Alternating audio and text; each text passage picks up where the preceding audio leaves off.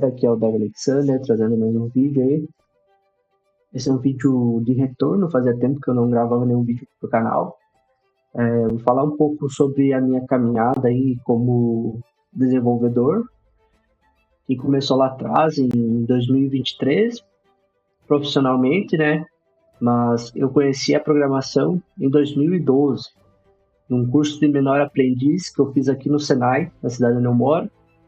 E lá tinha a programação 1 e 2, que foi ensinado Portugal e C, mais. Aí, depois que eu terminei o ensino médio, eu entrei para a Faculdade de Ciências da Computação, onde eu acabei tendo contato um pouco mais a fundo sobre assuntos da área de programação em si. Até participei um tempo de uma startup de jogos que tinha lá, mas eu não dei sequência ao curso e acabei trancando, né? Esse curso eu fiz na Universidade Federal, aqui da cidade. E passou-se os anos, acabei tentando em outras áreas me achar, né, sim, profissionalmente, e achar que eu gostava, o que eu gostava de fazer. E foi que acabou aparecendo uma oportunidade para mim trabalhar no setor de suporte, numa empresa de software, né? Aí eu entrei lá como suporte e tal, acabei conhecendo um pouco mais da programação em si, do dia a dia, costumava ficar analisando os programadores e tudo mais. E dentro da própria rotina ali do suporte, algumas coisas eu comecei a fazer, que foi a parte de SQL, fazer algumas consultas nos bancos de dados. Comecei a tentar resolver alguns problemas de relatórios e tudo mais. Foi aí que eu troquei uma ideia com o gestor e pedi para me dar a oportunidade, quando tivesse, para eu virar programador. Aí foi. Eu pedi o que eu tinha que. Eu perguntei pro líder do time de programadores o que eu deveria estudar, e ele me disse que eu deveria aprender Delphi, né? Então, é uma tecnologia bem antiga e o sistema fazem. O sistema existe desde 2010, a versão que eu trabalho, né? Então, fazem 15 anos no mercado aí que está o sistema é um RP, então é um sistema bem grande, robusto, é um sistema monolito, ou seja, toda a aplicação roda num projeto só ali, por mais que tenha a separação entre a parte lógica e a parte visual, mas é um projeto só, né?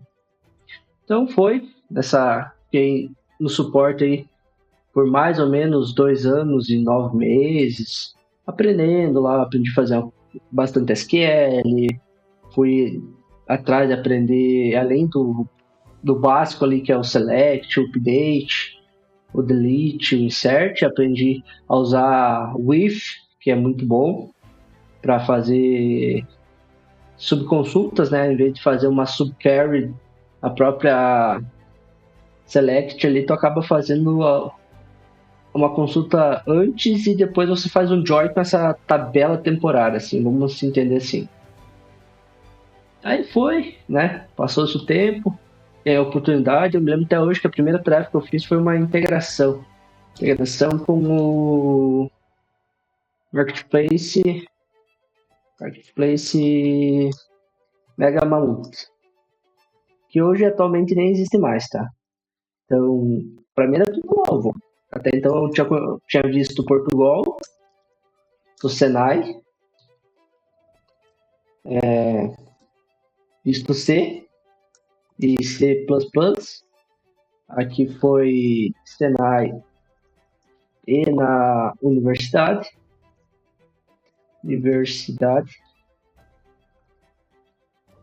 E comecei ali nesse meio tempo ali de voltar a buscar a carreira de programador, estando no setor de suporte, acabei vendo Python, comecei a ver Python, aí fui atrás de fazer meio que um front-endzinho ali, então HTML, CSS, JavaScript, foi que eu descobri que tinha os frameworks, então já conheci um pouco de React, Vue.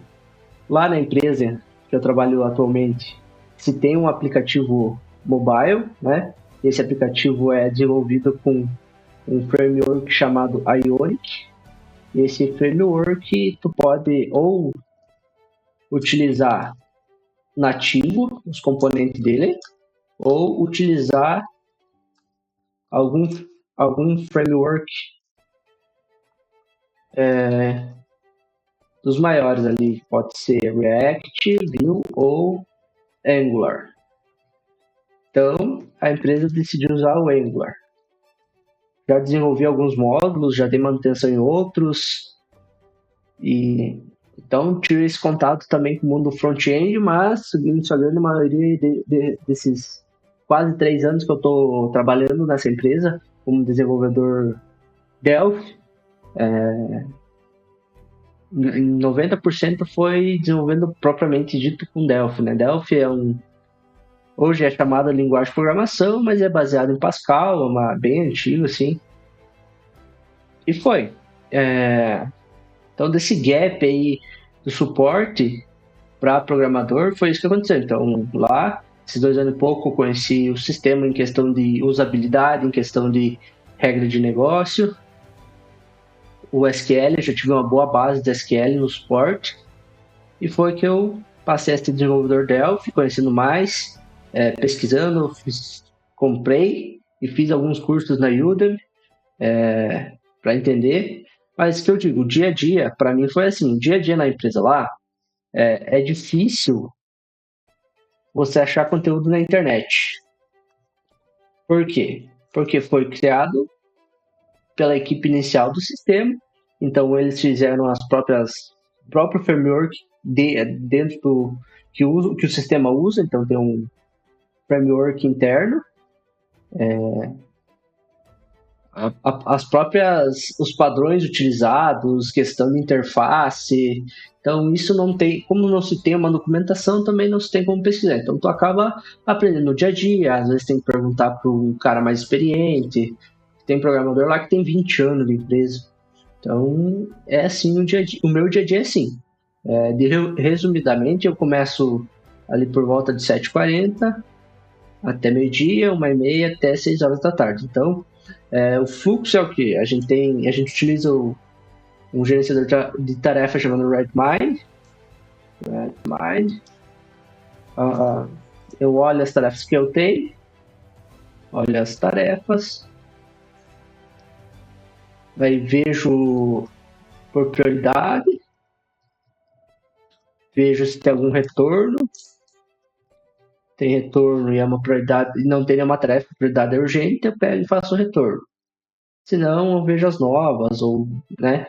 Então, vejo as tarefas que eu vou fazer e vou desenvolvendo conforme vai passando o tempo. Como a empresa é uma empresa, assim, de questão de time, questão de estrutura de funcionário pequena e o software é gigante, acaba-se que não se tem nenhuma metodologia para organização, né? A gente até tentou implementar o Scrum, mas não rolou. Então, totalmente é isso. A gente pega as tarefas, vai fazendo. Às vezes a tarefa precisa ser analisada por nós mesmos, o que precisa ser feito. A gente faz a tarefa, faz um teste ali, encaminha para teste. Usa bastante a questão do Git em si, para criar branch, fazer pull request. Também desenvolve bastante coisa no sentido de implementação nova, enfim, como é um RP, toda a atualização na parte fiscal aí de emissão de nota fiscal de serviço ou emissão de nota fiscal eletrônica, imposto, tudo mais, sabe que a gente tem que implementar no sistema. Então a gente está sempre implementando coisas. E olhando para minha carreira aqui, quase 3 anos, chegou no momento que eu vejo que eu sei codar.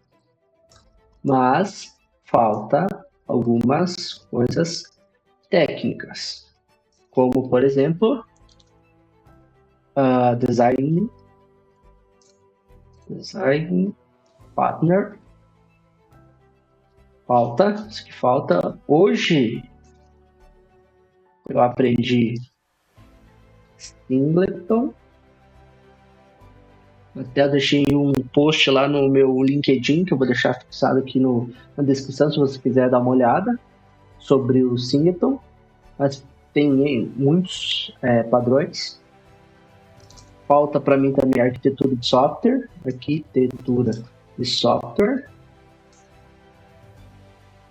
E o que acontece? Como além de eu trabalhar nessa empresa, eu faço bastante freelas, assim. Então acaba que eu não programo só em Delphi ou só usando o Ionic ali. Eu acabo programando em PHP, Laravel, Python em si, para quando eu preciso fazer automação, eu sempre escolho Python, PHP, Laravel e o plugin Filament. Eu uso para fazer sistemas back-office, que são sistemas usados para controle interno de uma empresa, né? Então, eu uso o Laravel com o Filament porque a curva de desenvolvimento é muito curta, muitas das coisas estão prontas, então é mais configuração do que programação em si. Mas eu tenho, assim, um receio de usar PHP. Como eu aprendi com Delphi, e Delphi é legado, é uma tecnologia antiga. E depois eu migrei para Python, acabei curtindo mais Python. Python é uma linguagem para iniciantes. Não, Python tem muita coisa. Enfim, eu digo assim, cada linguagem tem o seu objetivo, resolve o seu problema. Mas voltando o foco nessa questão da minha... Assim, não é raiva, mas eu não curto muito programar em PHP por conta de ter que utilizar o cifrão na frente das variáveis. Não gosto disso aí, entendeu? Eu acho que, para mim, perde performance. Eu não consegui me acostumar com isso. Eu tenho um colega meu que ele tem um sistema dele, os sistemas que ele tem, que é em PHP, ele defende PHP, e PHP é o melhor para ele, acabou, entendeu? Casos reais. Já aconteceu eu tentar fazer uma aplicação com Django, né? E não consegui terminar em Django e tive que migrar para o Filament PHP por conta de ser algo mais fácil e rápido de fazer. Mas eu preferiria ter terminado em Django. Só que eu ia levar, tipo assim, sem mentira, um mês programando, não terminei. Mudei para o Filament, foram 5 dias para fazer o mesmo sistema e finalizar. Então, por isso eu estava usando o Filament, por causa da questão da praticidade, tá? Voltando nessa ideia aqui do sei que eu dar falta mais alguma coisa, então além de design patterns, arquitetura, questão de clean code, para depois dar manutenção mais fácil no código, né? Então, esses tópicos. Eu acabei aqui olhando ali no LinkedIn algumas coisas de vaga, né? E vagas remotas estão pedindo isso aqui, Python. Eu creio que Python eu domino, Django também, né? Eu consigo criar uma aplicação Django ali full stack, consigo também criar uma aplicação usando o Django REST Framework, usando como back-end, né? Utilizando o Django JWT para autenticação e tudo mais. Fast API, já vi alguma coisa, então eu sei que eu preciso fazer uma reciclagem. Eu vou fazer uma reciclagem de Django e de Fast, tá? Os dois. Postgres, eu acredito que eu conheço bastante. Por mais que no meu dia a dia eu utilizo apenas consultas, queries mais objetivas, não utilizo storage procedures e nem triggers, eu vou dar uma revisada nesse assunto aí de triggers e storage procedures. Redis já usei uma vez, mas eu não conheço, então isso eu preciso estudar. Docker eu conheço, inclusive eu utilizei uma aplicação para subir a Evolution API e tudo mais. Até eu tinha um caso legal, foi um sistema back-office para gestão de obras, onde eu fiz a minha primeira versão, eu fiz com Django, usando o Django Admin e o Jasmine. E nele, para mim subir no cliente, na própria estrutura do cliente, eu não precisar estar fazendo instalações a mais, eu coloquei Docker, criei uma imagem pública do Docker, subi para o meu Docker Hub, e no cliente eu baixei lá e tudo mais, e mantinha-se atualizado. Mas como precisou fazer algumas coisas reativas, que com o Django admin ali por ser SSR, não dava conta de ser reativo, porque ele tinha que mandar para o servidor a solicitação da informação atualizada, o servidor devolver. Eu acabei migrando para o Filamente e que tem essa parte reativa. Kubernetes, não manjo, eu já ouvi falar, né, mas não manjo. AWS, muito pouco também, até porque os projetos que eu fiz até hoje eu hospedei em VPS, tá?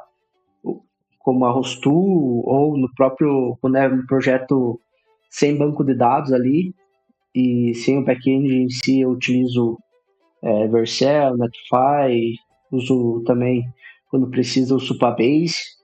GCP, também não faço ideia. Ah, tá, isso aqui é Google Cloud Platform. Então essas duas eu preciso dar uma estudada.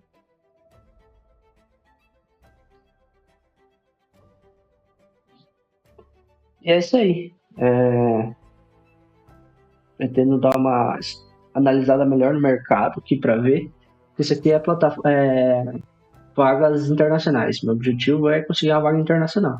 Então vou seguir aqui para frente, vou estar tentando registrar aqui no canal essa questão da minha evolução, ver como é que vai, fazer os reviews as reciclagens de Django, por exemplo, aprender no Fast, transmitir o conhecimento também para mim poder realmente fixar o que eu aprendi. E essa é uma nova etapa aí na minha carreira. Beleza? Então, se você curtiu o vídeo, deixa um like. Deixa aqui nos comentários também como é que foi a tua caminhada até virar desenvolvedor. Eu acho que a minha caminhada é um pouco fora da curva. Normalmente, pelo que eu vejo aí no mercado, o pessoal estuda, faz um curso, uma faculdade e tudo mais, aí vai atrás de estágio, de programação, depois vira júnior e vai subindo. Eu não, eu estava no suporte e ganhei a oportunidade. Até inclusive lá a gente não tem essa categorização do nível do programador. Lá todo mundo é programador. Beleza? Valeu!